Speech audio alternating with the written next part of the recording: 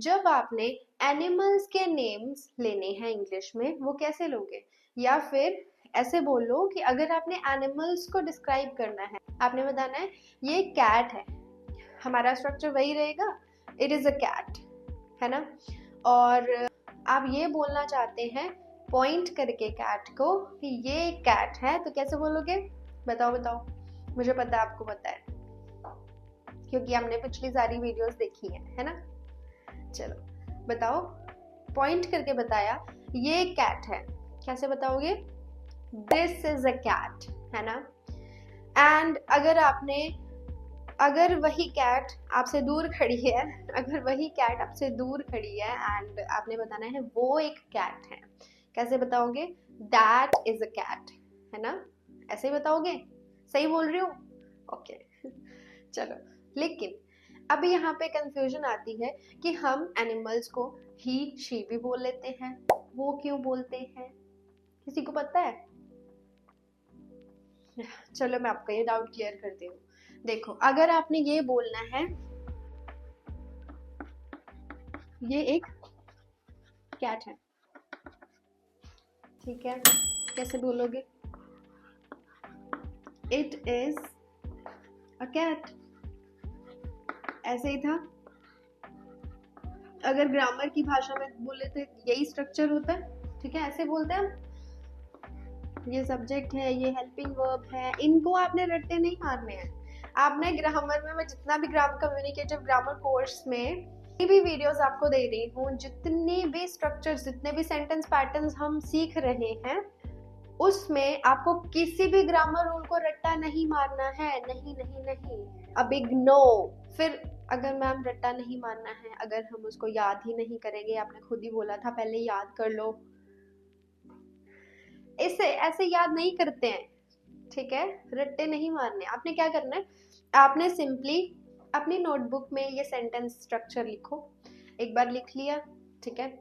अब आपने बहुत सारे नेम्स ले लेने हैं। आप अगर एनिमल्स के नेम प्रैक्टिस कर रहे हो तो बहुत सारे नेम्स लिख लो, कौन कौन से एनिमल्स होते हैं हमारे, लिख लिए। अब आपके पास एक स्ट्रक्चर है। अब आपने क्या करना है, वही स्ट्रक्चर उठाकर सारे एनिमल्स के नाम बोलने हैं। जैसे आपने लिखा dog, cat, lion, bear, tiger and सभी एनिमल्स लिख लिए, ठीक है। अब आपने बोलना है इट इज अ डॉग, फिर बोलना है it is a cat, it is a tiger, it is a lion, it is a wolf, it is a cow, it is a buffalo, इस तरीके से, ठीक है। अब आपने बोलकर प्रैक्टिस करनी है, मैं लिखने के लिए नहीं बोल रही हूँ आपको, बोलो बोलो, ये स्ट्रक्चर ऐसे प्रैक्टिस करना है आपने, ठीक है। एक ही स्ट्रक्चर में बहुत सारे नेम्स बोलने हैं आपने, अंडरस्टूड? ओके, चलो देखो, subject, helping verb and object. Object में हमने किसका नाम लिखा है? हमने लिखा है एनिमल का नेम, ठीक है। हमारे पास बहुत सारे एनिमल्स होते हैं, जैसे वाइल्ड एनिमल्स डिफरेंट होते हैं, लायन, टाइगर, वुल्फ, ठीक है। डोमेस्टिक एनिमल्स डिफरेंट होते हैं। उसके बाद हमारे पास बहुत सारे एनिमल्स हैं भाई, तो अलग अलग नेम लिख लो और प्रैक्टिस करो, ठीक है, बहाने मत मारो।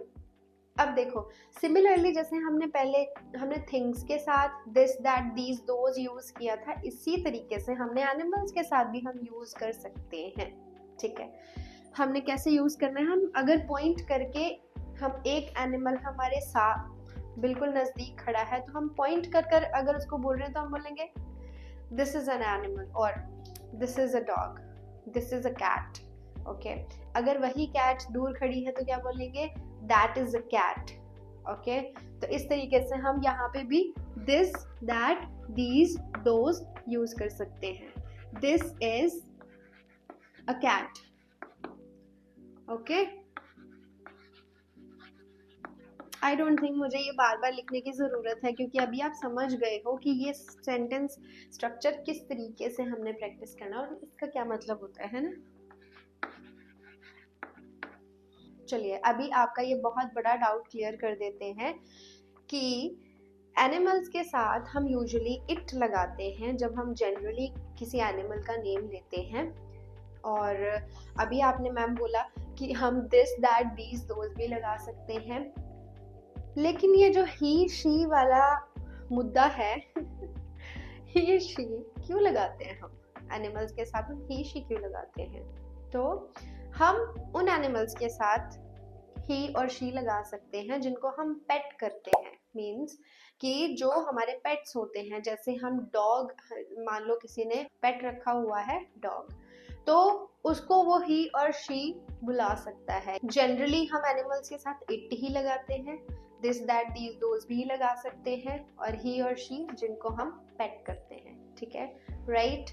आई hope I am very clear to you. Okay, अभी अगर आपको कोई भी डाउट आता है, आपको कुछ भी प्रॉब्लम आती है, आपको नहीं समझ में आ रहा है क्या सेंटेंस पैटर्न क्या है ये, या फिर मैं किसी भी चीज़ को एक्सप्लेन करना है मुझे, तो मैं कैसे करूँ, या मुझे समझ में नहीं आ रहा है सेंटेंस स्ट्रक्चर क्या है, तो आप कोई भी डाउट अपना कमेंट में पूछ सकते हैं। मैं आपके सभी कमेंट्स पढ़ती हूँ।